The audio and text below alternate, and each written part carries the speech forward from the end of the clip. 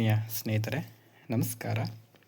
ಈ ಒಂದು ವಿಡಿಯೋದಲ್ಲಿ ನಾವು ಮೌಲ್ಯ ಶಿಕ್ಷಣದ ಅರ್ಥ, ಮೌಲ್ಯ ಶಿಕ್ಷಣದ ವ್ಯಾಖ್ಯಾನಗಳು, ಅದರ ಉದ್ದೇಶಗಳು, ಪ್ರಾಮುಖ್ಯತೆ ಮತ್ತು ಶಿಕ್ಷಣದಲ್ಲಿ ಮೌಲ್ಯ ಶಿಕ್ಷಣ ಇದ್ರ ಬಗ್ಗೆ ತಿಳ್ಕೊಳ್ಳೋಣ. ಯಾರು ನಮ್ಮ ಚಾನಲ್ನ ಸಬ್ಸ್ಕ್ರೈಬ್ ಮಾಡಿಲ್ಲ, ಈಗಲೇ ಸಬ್ಸ್ಕ್ರೈಬನ್ನು ಮಾಡ್ಕೊಳ್ಳಿ. ಶಿಕ್ಷಕ ಒಂದು ಹುದ್ದೆಗೆ ಯಾರು ಆಕಾಂಕ್ಷಿಗಳಿದ್ದಾರೆ ಅವರು ಈ ಒಂದು ವಿಡಿಯೋವನ್ನು ಪೂರ್ಣವಾಗಿ ನೋಡಿ. ಕಾರಣ ಈ ಒಂದು ಮೌಲ್ಯ ಶಿಕ್ಷಣ ಅಂತಕ್ಕಂಥ ಒಂದು ವಿಷಯದಿಂದ ಹಲವಾರು ಪ್ರಶ್ನೆಗಳನ್ನು ಕೇಳ್ತಾರೆ. ಆ ಕಾರಣದಿಂದ ನೀವು ಇಡೀ ವಿಡಿಯೋವನ್ನು ಪೂರ್ಣವಾಗಿ ನೋಡಿ. ಇಲ್ಲಿ ಒಂದು ಉದಾಹರಣೆಯನ್ನು ಹೇಳೋದ್ರ ಮೂಲಕ ನಾನು ಪ್ರಾರಂಭವನ್ನು ಮಾಡ್ತೇನೆ. 1ನೇ ತರಗತಿಯ ಚಂದು ಅಂತಕ್ಕಂಥ ಒಂದು ಮಗುಗೆ ಶಾಲಾ ಆವರಣದಲ್ಲಿ ಒಂದು ಕಾಲ್ ಚೈನ್ ಸಿಗುತ್ತೆ. ಆಗ ಆ ಮಗು ಏನು ಮಾಡ್ತದೆ, ಶಾಲೆಯಲ್ಲಿರ್ತಕ್ಕಂಥ ಎಲ್ಲ ಮಕ್ಕಳನ್ನು ವಿಚಾರಿಸುತ್ತೆ, ಈ ಕಾಲ್ ಚೈನ್ ಯಾರ್ದು ಅಂತಕ್ಕಂಥದ್ದನ್ನು. ಆದರೆ ಆ ಶಾಲೆ ಮಕ್ಕಳು ಯಾರು ಕೂಡ ನಮ್ಮದಲ್ಲ ಅಂತ ಹೇಳ್ತಾರೆ. ಅದಕ್ಕೇನು ಮಾಡ್ತದೆ, ಆ ವಸ್ತುವನ್ನು, ಆ ಕಾಲ್ ಚೈನ್ನ ತಗೊಂಡೋಗಿ ಶಿಕ್ಷಕರಿಗೆ ಒಪ್ಪಿಸುತ್ತೆ. ಈ ಒಂದು ಘಟನೆಯಿಂದ ನಾವು ಏನು ತಿಳ್ಕೊಳ್ಬೋದು ಅಂತಕ್ಕಂಥದ್ದೊಂದು ಪ್ರಶ್ನೆ. ಏನು ತಿಳ್ಕೊಳ್ಬೋದು? ಆ ಒಂದು ವಿದ್ಯಾರ್ಥಿಯಲ್ಲಿ ಇದ್ದಂಥ ಒಂದು ಮೌಲ್ಯ. ಯಾವ ಮೌಲ್ಯ? ಪ್ರಾಮಾಣಿಕತೆ. ಆ ಪ್ರಾಮಾಣಿಕತೆಯಿಂದ ತನ್ನದಲ್ಲದ ವಸ್ತುವನ್ನು ಆ ವಿದ್ಯಾರ್ಥಿ ತನ್ನಲ್ಲಿ ಇಟ್ಕೊಳ್ಳಿಲ್ಲ. ಅದೇನು ಮಾಡ್ತು, ಎಲ್ಲರನ್ನೂ ಕೇಳ್ಬಿಟ್ಟು ಏನು ಮಾಡ್ತು, ಯಾರ್ದು ಅಲ್ಲ ಅಂತ ಹೇಳಿದಾಗ ಅದನ್ನು ವಾಪಸ್ಸು ತನ್ನ ಶಿಕ್ಷಕರಿಗೆ ತಗೊಂಡೋಗಿ ಕೊಟ್ಬಿಡ್ತು. ಈ ಥರ ಮೌಲ್ಯಗಳನ್ನು ನಾವು ಶಾಲೆಯಲ್ಲಿ ಮಗುವಿನಲ್ಲಿ ಬೆಳೆಸಬೇಕಾಗತ್ತೆ. ಹಾಗಾದರೆ ಮೌಲ್ಯ ಅಂದರೆ ಏನು ಅಂತಕ್ಕಂಥದ್ದನ್ನು ಈಗ ನೋಡೋಣ. ಮೌಲ್ಯ ಅಂದ್ಕೊಂಡ್ರೆ ಮೌಲ್ಯ ಅಂತಕ್ಕಂಥ ಪದವನ್ನು ನಾವು ವಿವಿಧ ಅರ್ಥಗಳಲ್ಲಿ ಬಳಸ್ತಾ ಇದ್ದೀವಿ. ವ್ಯವಹಾರದಲ್ಲಿ ಅನೇಕ ಅರ್ಥದಲ್ಲಿ ಈ ಮೌಲ್ಯವನ್ನು ಬಳಸ್ತಾರೆ. ಎಕ್ಸಾಂಪಲ್, ವ್ಯವಹಾರದ ದೃಷ್ಟಿಕೋನದಿಂದ ನೋಡೋದಾದರೆ ಮೌಲ್ಯ ಅಂದರೆ ಬೆಲೆ, ಮಹತ್ವ, ಪ್ರಯೋಜನ, ಪ್ರಾಧಾನ್ಯ, ಯೋಗ್ಯತೆ, ಶ್ರೇಷ್ಠತೆ, ಪ್ರಾಮುಖ್ಯ, ಮುಖ್ಯತೆ, ಉಪಯುಕ್ತತೆ ಅಂತ ಹೇಳ್ಬೋದು. ವ್ಯವಹಾರದ ದೃಷ್ಟಿಕೋನದಿಂದ ಮೌಲ್ಯ ಅಂದರೆ ಏನು ಅಂತಕ್ಕಂಥದ್ದು. ಹಾಗೆ ಇನ್ನು ಲೆಕ್ಕಾಚಾರದ ದೃಷ್ಟಿಕೋನದಿಂದ ನೋಡೋದಾದರೆ ಮೌಲ್ಯ ಅಂತಂದರೆ ಗುಣಮಟ್ಟದಲ್ಲಿ ಧನಾತ್ಮಕ ಅಥವಾ ಋಣಾತ್ಮಕ ಆಗಿರ್ಬೋದು, ಅಥವಾ ಅಳೆಯಲ್ಪಟ್ಟಿದೆ ಆಗಿರ್ಬೋದು, ನಿಗದಿಪಡಿಸಿದಾಗಿರ್ಬೋದು, ಅಥವಾ ಲೆಕ್ಕಾಚಾರ ಮಾಡಿದ ಸಂಖ್ಯಾತ್ಮಕ ಪ್ರಮಾಣ ಆಗಿರ್ಬೋದು. ಇದು ಇದರ ಲೆಕ್ಕಾಚಾರ ದೃಷ್ಟಿಕೋನದಿಂದ ನಾವು ಮೌಲ್ಯ ಅಂತಕ್ಕಂಥದ್ದನ್ನ ಹೇಳ್ಬೋದು, ಪದದ ಅರ್ಥವನ್ನು. ಇನ್ನು ಕ್ರಿಯಾಪದದ ಒಂದು ಅರ್ಥದಲ್ಲಿ ನೋಡೋದಾದರೆ ಮೌಲ್ಯ ಅಂದರೆ ಬೆಲೆ ಕಟ್ಟು, ಅಂದಾಜು ಮಾಡು, ಮೌಲ್ಯಮಾಪನ ಮಾಡು, ಬೆಲೆ ಕೊಡು, ಮಹತ್ವ ಕೊಡು, ಪ್ರಾಮುಖ್ಯ ನೀಡು ಅಂತ ಅರ್ಥವನ್ನು ಕೊಡ್ತದೆ. ಮೌಲ್ಯ ಅನ್ನೋ ಪದಕ್ಕೆ ನಾವು ಇದೇ ಒಂದೇ ಅರ್ಥ ಅಂತ ಹೇಳೋಕ್ಕಾಗೋದಿಲ್ಲ. ನಾನಾ ಬಗೆಯ ಅರ್ಥವನ್ನು ಮೌಲ್ಯ ಅಂತಕ್ಕಂಥ ಒಂದು ಪದ ನೀಡ್ತದೆ. ಇನ್ನು ಪುರಾಣಕ್ಕೆ ಹೋದರೆ ಈಗ ಒಂದು ಉದಾಹರಣೆಯನ್ನು ಕೊಡ್ತಾರೆ. ಪುರಾಣದಲ್ಲಿ ರಾಮಾಯಣದ ಭರತನಿಗೆ ರಾಮನ ಪಾದುಕೆಗಳು ಅತ್ಯಂತ ಬೆಲೆ ಬಾಳುವ ವಸ್ತುಗಳಾಗಿದ್ದವು, ಅಮೂಲ್ಯವಾಗಿದ್ದವು. ನೋಡಿ, ಮೌಲ್ಯ ಅಂದರೆ ಬೆಲೆ ಕೆಟ್ಟಲು ಸಾಧ್ಯವಿಲ್ಲ ಅಂತಲೂ ಕೂಡ ಅರ್ಥ ಆಗುತ್ತೆ. ಭರತ ಏನು ಮಾಡ್ತಾನೆ, ರಾಮನ ಪಾದುಕೆಗಳನ್ನು ತಗೊಂಡು ಬಂದು ಸಿಂಹಾಸನದ ಮೇಲೆ ಇಟ್ಟು ರಾಜ್ಯಭಾರವನ್ನು ಮಾಡ್ತಾನೆ. ಆ ಒಂದು ಪಾದುಕೆಗಳಿಗೆ ಬೆಲೆ ಕಟ್ಟಲು ಸಾಧ್ಯ ಇಲ್ಲ, ಅದು ಅದರ ಅರ್ಥ ಆಗುತ್ತೆ. ಮೌಲ್ಯ ಅಂದರೆ ಬೆಲೆ ಕಟ್ಟಲು ಸಾಧ್ಯವಿಲ್ಲ ಅಂತಕ್ಕಂಥ ಒಂದು ಅರ್ಥನೂ ಕೂಡ ಅಲ್ಲಿ ಬರ್ತದೆ. ತದನಂತರ ಮೌಲ್ಯ ಇನ್ನು ಭಾರತೀಯ ಸಂಸ್ಕೃತಿ ಅಲ್ಲದೆ ಇತರ ದೇಶಗಳ ಸಂಸ್ಕೃತಿಯಲ್ಲೂ ಕೂಡ, ಎಕ್ಸಾಂಪಲ್ ಕುರಾನ್ ಆಗಿರ್ಬೋದು, ಬೈಬಲ್ ಆಗಿರ್ಬೋದು, ಅಥವಾ ನಮ್ಮ ದೇಶದ ಧರ್ಮಗಳಾದ ಬೌದ್ಧ, ಜೈನ, ಪಾರ್ಸಿ ಆಗಿರ್ಬೋದು, ಇಲ್ಲೂ ಕೂಡ ಮೌಲ್ಯಗಳ ಬಗ್ಗೆ ವಿಸ್ತಾರವಾದ ಚರ್ಚೆಯನ್ನು ನಾವು ನೋಡ್ಬೋದು. ಎಲ್ಲ ಒಂದು ಮತಧರ್ಮಗಳು, ಧಾರ್ಮಿಕ ಗ್ರಂಥಗಳು ಒಂದೇ ಮೌಲ್ಯ. ಅದೇನಪ್ಪ ಅಂದರೆ ಒಳ್ಳೆಯವನಾಗಿರುವುದು. ಮೌಲ್ಯಕ್ಕೆ ಒಳ್ಳೆಯನಾಗಿರುವುದು ಅಂತಕ್ಕಂಥದ್ದು ಒಂದು ಅರ್ಥ ಬರ್ತದೆ. ಇನ್ನು ಶಿಕ್ಷಣಕ್ಕೆ ಸಂಬಂಧಪಟ್ಟಂತೆ ಶಿಕ್ಷಣ ರಂಗದಲ್ಲಿ ಈ ಪದವನ್ನು ಅನೇಕ ಹಿರಿಯರು ಅನೇಕ ರೀತಿಯಲ್ಲಿ ಹೇಳ್ತಾರೆ. ಅವು ಬೋಧನೆಗೆ ಒಳಪಡುವ ವಿಷಯಗಳಲ್ಲ ಎಂದು. ಶಿಕ್ಷಣ ರಂಗದಲ್ಲಿ ಬೋಧನೆಯನ್ನು ಮಾಡೋದಕ್ಕೆ ಬೋಧನೆಗೆ ಒಳಪಡದೇ ಇರತಕ್ಕಂಥ ವಿಷಯ ಮೌಲ್ಯ ಆಗಿದೆ ಅಂತ ಹೇಳ್ತಾರೆ ಕೆಲವರು. ಶಿಕ್ಷಣ ಹಾಗೂ ಮೌಲ್ಯಗಳು ಅತ್ಯಂತ ನಿಕಟವಾದ ಸಂಬಂಧ ಹೊಂದಿವೆ ಎನ್ನುವುದು ಸ್ಪಷ್ಟವಾದ ವಿಷಯ. ಶಿಕ್ಷಣದ ಜೊತೆಗೆ ಮಕ್ಕಳಿಗೆ ನಾವು ಮೌಲ್ಯಗಳನ್ನು ಕೂಡ ಕಲಿಸಬೇಕು. ಕಾರಣ ಏನಪ್ಪ ಅಂತಂದರೆ ಶಿಕ್ಷಣದ ಜೊತೆ ಮೌಲ್ಯಗಳು ನಿಕಟವಾದ ಸಂಬಂಧವನ್ನು ಹೊಂದಿದೆ. ಹಿಂದೆ ಏನು ಮಾಡ್ತಾಯಿದ್ದ ವಿದ್ಯಾರ್ಥಿ, ಗುರುಕುಲದಲ್ಲಿ ವಿದ್ಯಾಭ್ಯಾಸವನ್ನು ಮಾಡ್ತಾಯಿದ್ದ. ಗುರುಕುಲದಲ್ಲಿ ವಿದ್ಯಾಭ್ಯಾಸವನ್ನು ಮಾಡ್ತಿರ್ತಕ್ಕಂಥ ಸಂದರ್ಭದಲ್ಲಿ ವಿದ್ಯಾರ್ಥಿ ಏನು ಮಾಡ್ತಿದ್ದ, ಗುರು ಯಾವ ರೀತಿ ಜೀವನವನ್ನು ನಡೆಸ್ತಿದ್ದಾನೆ, ಯಾವ ರೀತಿ ಜೀವನ ಶೈಲಿಯನ್ನು ಅನುಸರಿಸಿದ್ದಾನೆ ಅಂತಕ್ಕಂಥದ್ದನ್ನ ನೋಡಿ ಏನು ಮಾಡ್ತಿದ್ದ, ಅನುಕರಣೆಯ ಮೂಲಕ ಅವನು ಮೌಲ್ಯಗಳನ್ನು ತಿಳ್ಕೊತಾ ಇದ್ದ. ಈ ಎಲ್ಲ ಅಂಶಗಳನ್ನು ನಾವು ನೋಡೋದಾದರೆ ಮೌಲ್ಯ ಅಂತಕ್ಕಂಥ ಒಂದು ಪದಕ್ಕೆ ಏಕರೂಪದ ವಾಕ್ಯವನ್ನು ಕೊಡಲು ಸಾಧ್ಯ ಇಲ್ಲ ಅಂತ ಹೇಳ್ಬೋದು. ಅದು ವ್ಯವಹಾರದ ದೃಷ್ಟಿಕೋನದಿಂದನೇ ಬೇರೆಯಾಗಿರ್ತದೆ. ಮತ್ತು ಕ್ರಿಯಾಪದದಲ್ಲಿ ನೋಡೋದಾದರೆ ಬೇರೆ ರೀತಿ, ಕನ್ನಡಾರ್ಥದಲ್ಲಿ ನೋಡೋದಾದರೆ ಬೇರೆ ರೀತಿ ಇರ್ತದೆ. ಮತ್ತು ಇಲ್ಲಿ ಹೇಳ್ತಾರೆ ಹಲವಾರು ವಿಚಾರಗಳನ್ನು ಇಲ್ಲಿ ಹೇಳ್ತಾರೆ. ಆಗಲೇ ಹೇಳ್ದಂಗೆ ಗಣಿತದಲ್ಲೇ ಒಂದು ರೀತಿ ಹೇಳ್ತಾರೆ ಮೌಲ್ಯ ಅಂದರೆ. ಹೀಗೆ ಮೌಲ್ಯ ಅನ್ನತಕ್ಕಂಥ ಒಂದು ಪದಕ್ಕೆ ನಾವು ಬೆಲೆ ಕಟ್ಟಲು ಸಾಧ್ಯ ಇಲ್ಲ. ಅದು ಕಾಲ, ದೇಶ ಮತ್ತು ವ್ಯಕ್ತಿ ಇತ್ಯಾದಿಗಳಿಗೆ ಸಂಬಂಧಪಟ್ಟಂತೆ ಅದನ್ನು ನಾವು ವಿವರಿಸಬೇಕಾಗುತ್ತೆ. ಮೌಲ್ಯಕ್ಕೆ ಇದೇ ಅರ್ಥ ಅಂತ ಹೇಳೋದಕ್ಕೆ ಸಾಧ್ಯ ಇಲ್ಲ. ಇನ್ನು ಸಾಮಾನ್ಯವಾಗಿ ನಾವು ಮೌಲ್ಯ ಅಂದರೆ ಏನಂತ ಹೇಳ್ಬೋದು ಅಂತ ಹೇಳಿದ್ರೆ, ಮಾನವರು ಅರಿತು ಆಚರಿಸುವ ವಿಚಾರಗಳೇ ಮೌಲ್ಯಗಳು. ಮಾನವರು ಅರಿತು ಆಚರಿಸುವ ವಿಚಾರಗಳಿಗೆ ನಾವು ಮೌಲ್ಯ ಅಂತ ಹೇಳ್ಬೋದು.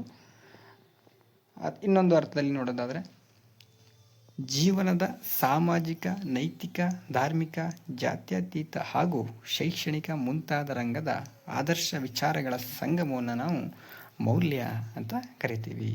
ಇನ್ನು ಸಮಾಜದ ಬಹುಜನರು ಅಪೇಕ್ಷಿಸಿದಂತೆ ನಡೆದುಕೊಳ್ಳುವುದೇ ನೈತಿಕತೆ. ಇದನ್ನು ನಾವು ಮೌಲ್ಯ ಅಂತ ಕರಿತೀವಿ. ಜನರು ಹೇಗೆ ಒಪ್ತಾರೆ ಆ ರೀತಿ ನಾವು ಜೀವನವನ್ನು ನಡೆಸ್ತಕ್ಕಂಥದ್ದು. ಬದುಕಿಗೆ ಗೌರವ ತಂದು ಕೊಡತಕ್ಕಂಥ ಜೀವನವನ್ನು ಉತ್ತಮಪಡಿಸ್ತಕ್ಕಂಥದ್ದೇ ಮೌಲ್ಯಗಳು. ನಮ್ಮ ಬದುಕಿಗೆ ಗೌರವವನ್ನು ತಂದು ಕೊಡ್ತಕ್ಕಂಥದ್ದು, ನಮ್ಮ ಜೀವನವನ್ನು ಉತ್ತಮಪಡಿಸ್ತಕ್ಕಂಥದ್ದಕ್ಕೆ ನಾವು ಮೌಲ್ಯ ಅಂತ ಹೇಳ್ಬೋದು. ಇನ್ನು ವ್ಯಕ್ತಿಯ ಆಲೋಚನೆಗಳನ್ನು ನಿರ್ದೇಶಿಸುವ ಹಾಗೂ ನಿಯಂತ್ರಿಸುವ ತತ್ವ ವಿಚಾರಗಳನ್ನು ಮೌಲ್ಯಗಳು ಎಂದು ಕರೀತಾರೆ. ವ್ಯಕ್ತಿಯ ಆಲೋಚನೆಗಳನ್ನು ಯಾವ ರೀತಿ ಮಾಡಬೇಕು ಅಂತಕ್ಕಂಥದ್ದನ್ನು, ಯಾವುದನ್ನು ನಿಯಂತ್ರಿಸಬೇಕು ಅಂತಕ್ಕಂಥದ್ದನ್ನ ತಿಳಿಸ್ತಕ್ಕಂಥದ್ದನ್ನೇ ನಾವು ಮೌಲ್ಯ ಅಂತ ಕರಿಬೋದು. ಹೀಗೆ ನಾನಾರ್ಥದಲ್ಲಿ ನಾವು ಮೌಲ್ಯ ಅಂತಕ್ಕಂಥ ಪದಕ್ಕೆ ಅರ್ಥವನ್ನು ನೋಡ್ಬೋದು. ಈ ಮೌಲ್ಯ ಅಂತಕ್ಕಂಥ ಒಂದು ಪರಿಕಲ್ಪನೆಗೆ ಹಲವಾರು ತತ್ವಚಿಂತಕರು ಅಭಿಪ್ರಾಯಗಳನ್ನು ನೀಡಿದ್ದಾರೆ. ಆ ಅಭಿಪ್ರಾಯಗಳನ್ನು ನೋಡೋದಾದರೆ ಕಿಲ್ಪ್ಯಾಟ್ರಿಕ್ ಅವರು ಹೇಳ್ತಾರೆ, ವಿಮರ್ಶಾತ್ಮಕವಾಗಿ ಪರೀಕ್ಷಿಸಲ್ಪಟ್ಟು ಅಳವಡಿಸಿಕೊಳ್ಳಬಲ್ಲ ಯೋಗ್ಯವಾದ ಪರಿಗಣಿಸಲ್ಪಟ್ಟ ಬಯಕೆಗೆ ಮೌಲ್ಯ. ಯಾವುದಾದ್ರು ಒಂದು ವಿಚಾರವನ್ನು ನಾವು ಅಳವಡಿಸ್ಕೊಳ್ಬೇಕು ಅಂತಂದರೆ ಮೊದಲು ಅದನ್ನು ವಿಮರ್ಶಾತ್ಮಕವಾಗಿ ಏನು ಮಾಡಬೇಕು, ಪರೀಕ್ಷೆಯನ್ನು ಮಾಡಬೇಕು. ಪರೀಕ್ಷೆಯನ್ನು ಮಾಡಿ ಅದು ಯೋಗ್ಯ ಅಂತ ಅನಿಸ್ಕೊಂಡು ಅದನ್ನು ನಾವು ಅಳವಡಿಸ್ಕೊಂಡ್ರೆ ಅದನ್ನು ನಾವೇನಂತ ಕರಿತೀವಿ, ಮೌಲ್ಯ ಅಂತ ಕರಿತೀವಿ. ಇನ್ನು ಎಸ್.ಕೆ. ಹೊಳೆಯಣ್ಣನವರವರ ಪ್ರಕಾರ ವ್ಯಕ್ತಿಯ ಜೀವನದಲ್ಲಿ ಅಡಕವಾಗಿರುವ ಗುಣಾತ್ಮಕವಾದ, ಇತರರಿಗೆ ಆದರ್ಶಪ್ರಾಯವಾದ ಅಂಶಗಳು ಮೌಲ್ಯಗಳು ಅಂತ ಅವ್ರು ಹೇಳ್ತಾರೆ. ಇನ್ನು ಹ್ಯಾರಿ ಶೋಫೀಲ್ಡರ್ ಅವರು ಯಾವುದೇ ಒಂದು ಸಮಾಜ ಯಾವುದಕ್ಕೆ ಹೆಚ್ಚು ಮಹತ್ವ ಕೊಡುತ್ತಿದೆ, ಯಾವುದನ್ನು ಒಂದು ಪೀಳಿಗೆಯಿಂದ ಮತ್ತೊಂದು ಪೀಳಿಗೆಗೆ ವರ್ಗಾಯಿಸಲ್ಪಡುವಷ್ಟು ಪ್ರಾಮುಖ್ಯತೆಯನ್ನು ಹೊಂದಿದೆಯೋ ಅದೇ ಮೌಲ್ಯ. ಹೀಗೆ ಹಲವಾರು ತತ್ವಶಾಸ್ತ್ರಜ್ಞರು ಹಲವಾರು ವಾಕ್ಯಗಳನ್ನು ಮೌಲ್ಯಗಳ ಬಗ್ಗೆ ಕೊಟ್ಟಿರ್ತಾರೆ. ಈ ಮೌಲ್ಯಗಳ ಒಂದು ವ್ಯಾಖ್ಯಾನಗಳನ್ನು ನೋಡ್ಕೊಳ್ಳಿ, ಒಂದು ಮಾರ್ಕ್ಸ್ಗೆ ಕೇಳ್ತಕ್ಕಂಥ ಒಂದು ಚಾನ್ಸಸ್ ಇರ್ತದೆ. ಇನ್ನು ಶಿಕ್ಷಣದಲ್ಲಿ ಮೌಲ್ಯ ಶಿಕ್ಷಣ ಅಂದರೆ ಏನು? ಶಿಕ್ಷಣವು ವಿದ್ಯಾರ್ಥಿಗೆ ನೀಡುವ ವಿವಿಧ ವಿಷಯಗಳ ಜ್ಞಾನದೊಂದಿಗೆ ಅದನ್ನು ಬಳಸುವ ಹೊಣೆಗಾರಿಕೆಯನ್ನು ಕಲಿಸುವುದೇ ಮೌಲ್ಯ ಶಿಕ್ಷಣ. ಶಿಕ್ಷಣವನ್ನು ಶಿಕ್ಷಕರು ಏನು ಮಾಡ್ತಾರೆ, ವಿದ್ಯಾರ್ಥಿಗಳಿಗೆ ನೀಡ್ತಾರೆ, ವಿಷಯಗಳನ್ನು ತಿಳಿಸ್ಕೊಡ್ತಾರೆ. ಆ ವಿಷಯಗಳನ್ನು ತಿಳಿಸ್ಕೊಂಡಾಗ ಆ ತಿಳಿದಿರ್ತಕ್ಕಂಥ ವಿಷಯವನ್ನು ಅವನೇನು ಮಾಡಬೇಕು, ಬಳಸಬೇಕು. ಆ ಬಳಸ್ತಕ್ಕಂಥ ಒಂದು ಹೊಣೆಗಾರಿಕೆಗೆ ನಾವು ಮೌಲ್ಯ ಶಿಕ್ಷಣ ಅಂತ ಕರಿತೀವಿ. ವಿದ್ಯಾರ್ಥಿಯ ಒಂದು ಸರ್ವತೋಮುಖ ಬೆಳವಣಿಗೆಗೆ ಈ ಒಂದು ಶಿಕ್ಷಣದ ಒಂದು ಮುಖ್ಯ ಉದ್ದೇಶ ಆಗಿರ್ತದೆ. ವಿದ್ಯಾರ್ಥಿಯ ಒಂದು ಬೆಳವಣಿಗೆಗೆ ಸಮಾಜದ ಪ್ರಜೆಯಾದ ವಿದ್ಯಾರ್ಥಿಯು ಒಂದು ಆರೋಗ್ಯಕರ ಪರಿಸರದಲ್ಲಿ ಬೆಳೆದರೆ ಮಾತ್ರ ವಿದ್ಯಾರ್ಥಿಗಳ ಬೆಳವಣಿಗೆಯ ವ್ಯಕ್ತಿಗೆ ಹಾಗೂ ಸಮಾಜಕ್ಕೆ ಅನುಕೂಲ ಆಗುತ್ತೆ. ಅವನು ಆರೋಗ್ಯಕರ ಪರಿಸರದಲ್ಲಿ ಅವನು ಬೆಳಿಬೇಕು ವಿದ್ಯಾರ್ಥಿ ಅದನ್ನು. ಆವಾಗ ಏನಾಗುತ್ತೆ, ಸಮಾಜಕ್ಕೆ ಮತ್ತು ವ್ಯಕ್ತಿಗೆ ಅನುಕೂಲ ಆಗುತ್ತೆ ಅಂತ ಹೇಳ್ಬೋದು. ಇಲ್ಲ ಆದರೆ ಅದೇನಾಗ್ಬೋದು, ಸಮಾಜದಲ್ಲಿ ಪ್ರತಿಕೂಲ ವಾತಾವರಣವನ್ನು ಸೃಷ್ಟಿ ಮಾಡ್ಬೋದು. ಇನ್ನು ಉದಾಹರಣೆ, ಮೌಲ್ಯ ಶಿಕ್ಷಣವನ್ನು ಕಲಿಸಿದ್ರೆ ಏನಾಗ್ಬೋದು, ಈಗ ಜೀವವನ್ನು ಉಳಿಸಿ ಬೆಳೆದು ಬಂದ ವೈದ್ಯಶಾಸ್ತ್ರ. ಈಗ ಡಾಕ್ಟರ್ಗೆ ಓದ್ತಾರೆ, ಓದೋದಕ್ಕೆ ಏನು ಮಾಡ್ತಾರೆ, ಹಲವಾರು ಎಕ್ಸಾಮ್ಗಳನ್ನ ಬರೆದು ಪಾಸ್ ಮಾಡಿ ಓದಿ ಡಾಕ್ಟರ್ ಕೆಲಸವನ್ನು ತಗೋತಾರೆ. ಡಾಕ್ಟರ್ ಕೆಲಸ ತಗೊಂಡ್ಮೇಲೆ ಅವನೇನು ಮಾಡಬೇಕು, ಡಾಕ್ಟರ್ ಆದವ್ರು ಏನು ಮಾಡಬೇಕು, ಒಬ್ಬ ರೋಗಿಯ ಜೀವದ ಬೆಲೆಯನ್ನು ಏನು ಮಾಡಬೇಕು, ಅರಿತುಕೊಂಡು ಕಾರ್ಯವನ್ನು ನಿರತನಾಗಬೇಕು ಅಥವಾ ಕಾರ್ಯವನ್ನು ಮಾಡಬೇಕು. ಆ ಕಾರ್ಯವನ್ನು ಮಾಡಬೇಕು ಅಂತಂದರೆ ಮೌಲ್ಯವನ್ನು ಅವನು ಗಳಿಸ್ಕೊಂಡಿರ್ಬೇಕು. ಆ ಮೌಲ್ಯವನ್ನು ಗಳಿಸ್ಕೊಂಡಿದ್ದಾಗ ಏನಾಗುತ್ತೆ, ಆ ರೋಗಿಯ ಒಂದು ಆರೋಗ್ಯ ಸುಧಾರಿಸುತ್ತೆ. ಯಾರು ಬೆಳೆಸ್ಕೊಂಡಿದೆ ಅಂದರೆ ಡಾಕ್ಟ್ರು ಆ ಒಂದು ಮೌಲ್ಯವನ್ನು ಬೆಳೆಸ್ಕೊಂಡಿದೆ. ಅಥವಾ ಅಜಾಗರೂಕತೆ ಕಾರಣದಿಂದ ರೋಗಿಯ ಜೀವಕ್ಕೆ ಅಪಾಯ ಉಂಟಾದರೆ ವೈದ್ಯರ ಹೊಣೆಗಾರಿಕೆ ಎಂಬ ಮೌಲ್ಯವನ್ನು ಪ್ರಶ್ನಿಸಬೇಕಾಗುತ್ತೆ ಅಂತ ಹೇಳ್ಬೋದು. ಅಂದರೆ ಇಲ್ಲಿ ನಾವು ಶಿಕ್ಷಣದ ಜೊತೆಗೆ ಏನು ಮಾಡಬೇಕು, ಮೌಲ್ಯವನ್ನು ಕೂಡ ಕಲಿಸ್ಬೇಕು. ಈಗ ಡಾಕ್ಟರ್ ಆಗಬೇಕಾದ್ರೆ ಅವರು ಡಾಕ್ಟ್ರಿಗೆ ಓದಿರ್ಬೇಕಾದ್ರೆ ಅವ್ರಿಗೆ ಮೌಲ್ಯಗಳನ್ನು ಹೇಳ್ಕೊಡ್ಬೇಕು. ಆ ಮೌಲ್ಯಗಳನ್ನು ಹೇಳ್ಕೊಟ್ಟಾಗ ಆ ವ್ಯಕ್ತಿಯ ಜೀವದ ಬೆಲೆ ಆ ವ್ಯಕ್ತಿಗೆ ಗೊತ್ತಿರ್ತದೆ. ಆವಾಗ ಏನು ಮಾಡ್ತಾರೆ, ಅವರು ಆ ರೋಗಿಯನ್ನು ಗುಣಪಡಿಸ್ತಾರೆ ಅಂತ ಹೇಳ್ಬೋದು. ಹಾಗೆಯೇ ಇನ್ನು ಮುಗ್ಧ ಮಕ್ಕಳ ಮುನ್ನಡೆಸುವ ಮಹತ್ತರವಾದ ಹೊಣೆಯ ಹೊತ್ತ ಶಿಕ್ಷಕರು ಏನು ಮಾಡಬೇಕು, ಶಿಕ್ಷಣದ ಮೂಲಕವೇ ಮೌಲ್ಯಗಳನ್ನು ಅಂತರ್ಗತವನ್ನು ಮಾಡಬೇಕಾಗತ್ತೆ. ಮಕ್ಕಳನ್ನು ಏನು ಮಾಡಬೇಕು, ವಿಶ್ವಾಸಕ್ಕೆ ತೆಗೆದುಕೊಂಡು ಏನು ಮಾಡಬೇಕು, ಮಕ್ಕಳಿಗೆ ಮೌಲ್ಯವನ್ನು ಕಲಿಸ್ಕೊಡ್ಬೇಕು. ಮತ್ತು ಮುಂದೆ ಮಕ್ಕಳು ದೇಶಕ್ಕೆ ಆದರ್ಶ ಪ್ರಜೆಗಳಾಗಬೇಕು ಅಂದರೆ ಉತ್ತಮವಾದ ಮೌಲ್ಯಗಳನ್ನು ಕಲಿಸ್ಕೊಡ್ಬೇಕು. ಈ ರೀತಿ ಜವಾಬ್ದಾರಿಯನ್ನು ಹೊತ್ತಂಥ ಶಿಕ್ಷಕರು ಒಳ್ಳೆಯ ನಡವಳಿಕೆಯಿಂದ ಮೌಲ್ಯಗಳನ್ನು ಪರಿಚಯವನ್ನು ಮಾಡಿಕೊಡ್ತಾ ವಿದ್ಯಾರ್ಥಿಗಳಿಗೆ ಏನು ಮಾಡಬೇಕು, ಮಗುವನ್ನು ಉತ್ತಮ ಪ್ರಜೆಯಾಗಿ ದೇಶಕ್ಕೆ ಕೊಡುಗೆಯಾಗಿ ನೀಡಬೇಕಾಗತ್ತೆ. ಇನ್ನು ಮೌಲ್ಯ ಶಿಕ್ಷಣದ ಉದ್ದೇಶಗಳನ್ನು ನಾವು ನೋಡೋದಾದರೆ, ಶಾರೀರಿಕ, ಬೌದ್ಧಿಕ ಹಾಗೂ ಆಧ್ಯಾತ್ಮಿಕ ಸ್ತರಗಳಲ್ಲಿ ಮಗುವಿನ ಪೂರ್ಣ ವಿಕಾಸ ಆಗುತ್ತೆ. ಮೌಲ್ಯ ಶಿಕ್ಷಣ ನೀಡೋದ್ರಿಂದ ಅವನು ದೈಹಿಕವಾಗಿ ಆಗಿರ್ಬೋದು, ಬೌದ್ಧಿಕವಾಗಿ ಆಗಿರ್ಬೋದು, ಆಧ್ಯಾತ್ಮಿಕ ಸ್ತರಗಳಲ್ಲಿ ಪೂರ್ಣವಾಗಿ ವಿಕಾಸವನ್ನು ಹೊಂದುತ್ತಾನೆ. ತದನಂತರ ಸಭ್ಯ ನಡತೆ ಹಾಗೂ ಹೊಣೆಗಾರಿಕೆಯನ್ನು ಪಡೆಯುವುದರೊಂದಿಗೆ ಸಮಾಜದ ಸಹಕಾರಿ ಪ್ರಜೆಯಾಗಿ ರೂಪುಗೊಳ್ಳುವುದು. ಈ ಒಂದು ಮೌಲ್ಯಗಳನ್ನು ನಾವು ಕಲಿಸೋದ್ರಿಂದ ಅವನಲ್ಲಿ ಸಭ್ಯ ನಡತೆ ಬರುತ್ತದೆ ಮತ್ತು ಸಮಾಜದ ಹೊಣೆಗಾರಿಕೆಯನ್ನು ಅವನು ಕಲಿತ್ಕೋತಾನೆ. ಇದರಿಂದ ಸಮಾಜದಲ್ಲಿ ಒಬ್ಬ ಉನ್ನತ ಪ್ರಜೆಯಾಗಿ ಅವನು ರೂಪುಗೊಳ್ತಾನೆ. ಸಮಾಜ ಮತ್ತು ಅದರ ಸದಸ್ಯರ ಬಗ್ಗೆ ಗೌರವಪೂರ್ಣವಾದ ಮನೋಭಾವವನ್ನು ಬೆಳೆಸಿಕೊಳ್ಳುವುದು. ಈ ಮೌಲ್ಯ ಶಿಕ್ಷಣದಿಂದ ಏನಾಗುತ್ತೆ, ಸಮಾಜ ಮತ್ತು ಸಮಾಜದಲ್ಲಿರ್ತಕ್ಕಂಥ ಜನರ ಮೇಲೆ ಗೌರವ ಭಾವನೆ ಉಂಟಾಗುತ್ತೆ ಅಂತ ಹೇಳ್ಬೋದು. ಮೌಲ್ಯಗಳನ್ನು ಕಲಿಸೋದ್ರಿಂದ ಪ್ರಶಾಸನಾತ್ಮಕ ರೀತಿಯಲ್ಲಿ ಚಿಂತಿಸುವುದು ಹಾಗೂ ಬದುಕು ಸಾಗಿಸುವುದು ಮೌಲ್ಯ ಶಿಕ್ಷಣದ ಒಂದು ಉದ್ದೇಶ ಆಗಿರ್ತದೆ. ಸಮಾಜದ ವಿವಿಧ ಮತ ಅನುಯಾಯಿಗಳೊಂದಿಗೆ ಸೌಹಾರ್ದತೆ ಮನೋಭಾವ ಬೆಳೆಸಿಕೊಳ್ಳುವುದು. ಸಮಾಜದಲ್ಲಿ ಹಲವಾರು ಧರ್ಮಗಳ ಜನರಿರ್ತಾರೆ, ಅವ್ರ ಜೊತೆಗೆ ಒಳ್ಳೆಯ ಸಹಕಾರ ಸೌಹಾರ್ದವನ್ನು ತಕ್ಕಂಥ ಒಂದು ಮನೋಭಾವನೆ ಬೆಳೆಸ್ಕೊಳ್ತಕ್ಕಂಥದ್ದು. ಸಾಮಾಜಿಕ, ರಾಷ್ಟ್ರೀಯ ಹಾಗೂ ಅಂತಾರಾಷ್ಟ್ರೀಯ ಮಟ್ಟದಲ್ಲಿ ಭ್ರಾತೃತ್ವ ಭಾವನೆಯನ್ನು ರೂಢಿಸ್ಕೊಳ್ತಕ್ಕಂಥದ್ದು ಕೂಡ ಒಂದು ಉದ್ದೇಶ ಆಗಿರ್ತದೆ. ವಿಶ್ವ ಹಾಗೂ ಮಾನವ ಜೀವನಗಳನ್ನು ನಿಯಂತ್ರಿಸುವ ಅತಿಮಾನವ ಶಕ್ತಿಯಲ್ಲಿ ಹಾಗೂ ತಮ್ಮಲ್ಲಿ ಮಕ್ಕಳಿಗೆ ಸಹಾಯವನ್ನು ಮಾಡ್ತದೆ ಅಂತ ಹೇಳ್ಬೋದು. ಒಟ್ಟಿನಲ್ಲಿ ಹೇಳೋದಾದರೆ ಮೌಲ್ಯ ಶಿಕ್ಷಣ ಬಹುಮುಖಗಳನ್ನು ಒಳಗೊಂಡಿದೆ ಅಂತ ಹೇಳ್ಬೋದು. ಅವು ಮೂಲಭೂತ ಮೌಲ್ಯಗಳ ಚೌಕಟ್ಟಿನಲ್ಲಿ ಆಧುನಿಕ ಕೌಶಲ್ಯಗಳನ್ನು ಬಳಸಿಕೊಂಡು ಮಾನವ ಸಮುದಾಯ ಪ್ರಗತಿಗೆ ಪ್ರಯತ್ನಿಸಲು ಇಂದಿನ ಮಕ್ಕಳನ್ನು ಸಜ್ಜುಗೊಳಿಸ್ತಕ್ಕಂಥ ಒಂದು ಕೆಲಸವನ್ನು ಮಾಡಬೇಕಾಗತ್ತೆ.